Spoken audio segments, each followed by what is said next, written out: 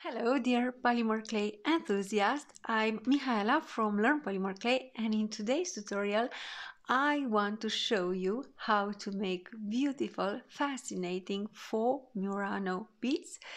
and in the same time use up some scrap clay and some nail art scraps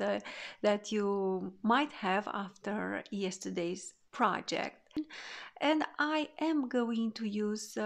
camper cutters, but in fact I'm using these cutters because I want to measure the amount of clay that I am using. So for the larger bead I'm using a larger camper cutter, and I am going to cut out 3 units, and then I am going to roll the clay into a ball in the middle of my hands because I want to make a round bead. And then I am going to use beautiful scrap clay from yesterday's project, and I'm using the textured polymer clay decorated with nail art foil transfer. And I cut out with the same size of the camper cutter. I cut out 2 round clay pieces, and I placed them on top of the round ball that I rolled in between my hands. And then I had some scrap clay decorated with the same nail art transfer, and I used thin parts of that scrap clay piece to put in between the 2 larger round textured clay pieces. And then I've just rolled the bead in the middle of my hands, in the middle of the palm, and I ended up with the beads that you see. For this project I intend to make a larger beads that I am going to put in the middle of the neck piece, and I intend to make 4 smaller, let's say olive shaped beads. And for these smaller beads I am going to use up nail art transfer foils, nail art foils. And in fact I have scraps of yesterday's project, and I've just used these scrap foils and I pressed them into the clay in no particular so I just pressed them into the clay. And for the smaller beads I used a smaller camper cutter,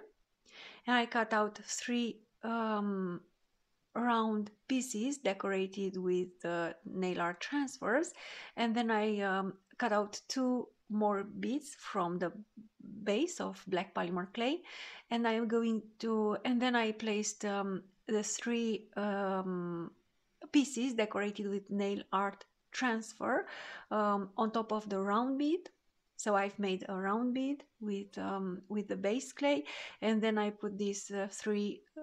textured nail art decorated pieces on top, and then I rolled the clay in the middle of my palm to get a rotary, to get a round shape initially, and then I moved the bead and I've continued rolling the bead, but this time on the exterior part of the palm, underneath the thumbnail and the fingers. And then for a beautiful faux Murano look, I decided to add a little bit of some scrap gold metallic leaf, and I had some scraps and I am going to use them for this project. And I just placed these scraps of gold metal leaf in some areas, and if you think you've added too much, you can always use your craft knife and take off some of the leaf. So as you can see, this is a project when you use a lot your fingers to manipulate the beads, so you might want to use gloves for this project, and thus you won't have to worry about fingerprints. And for the larger bead I decided to add gold color eyelets to make this bead even more beautiful. And in order to do so, I've just placed the eyelets on the right and the left side of the bead, and then I press them into the bead, gently of course, and then you might need to use your craft knife and remove any scrap clay that you might have on the margins and that might be visible, and you want to have a beautiful look when you see through the bead. You want to be able to see on the other side, and you'll have to remove and to you'll have to take off any scrap clay that might be visible. And for the larger bead, I decided as well to add little crystal nail art rhinestones, and I've pressed two such light green rhinestones into the bead to add more interest to the bead.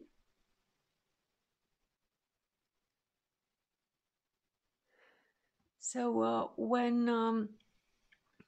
working on these beads and when poking the holes, you have to have a gentle touch, and you should not press too hard on the beads, especially because you don't want to leave fingerprints, and also because you don't want to distort the shape of the bead. And then I've just baked the pieces for 45 minutes in the preheated oven. And then I let the clay cool down, and I am going to apply a thin layer of resin. Then I used a UV pocket lamp to cure the beads for 1-2 minutes, and I was very careful to remove any blobs of resin that might form on the lower part of the bead. So when you put these beads on a base, I use metal cutters, so because they are staying in this position for a little while there is a high risk of having resin blobs. And before curing the resin, I am going to wipe them off using baby wipes, and then I am going to cure a little bit the resin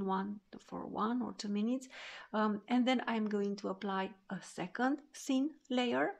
And again, I'm going to make sure that there are no resin blobs on the beads, and then cure the beads for 1 or 2 minutes with the same UV pocket lamp. And then I'm going to use my larger nail art UV lamp to cure the beads for 8-9 minutes. And then I decided to put together a beautiful neck piece, and in order to do so, I've used head pins with a flower ending in gold color, and then I've put some crystal beads, and then the larger FAUX Murano bead, and more crystal beads, and then I've used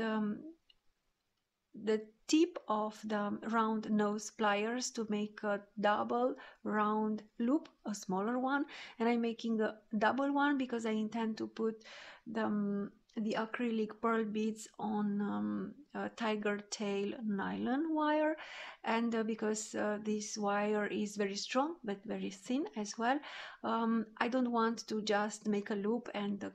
open it sideways and close it sideways, because there is a risk of the wire passing in between the ends of the wire if you don't close this loop very well. So I prefer making this kind of double loops, and you don't have to worry about these beads coming out of the neck piece. And I've just used a beautiful gold color toggle piece, floral toggle piece that was a good match for the floral head pins in my opinion. And then I've just used tiger tail wire, and I've put some beautiful dark gray acrylic pearl beads on the wire, and then my decorated head pins. For this neck piece I did not use cream beads, but you could use. I've just knotted the ends of the wire several times, and then I trimmed off the excess wire. So I hope that you like this project. Thank you for watching this tutorial, and stay tuned for more inspiration for work with polymer clay.